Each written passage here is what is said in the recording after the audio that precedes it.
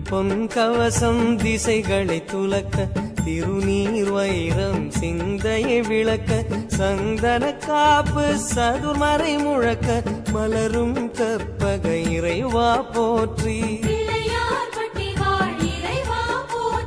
கலியுகம் காக்கும் கணபதி நாதா வலம்புரி நாதா அபயம் அபயம் அபயம் அருளும் இறைவா போற்றி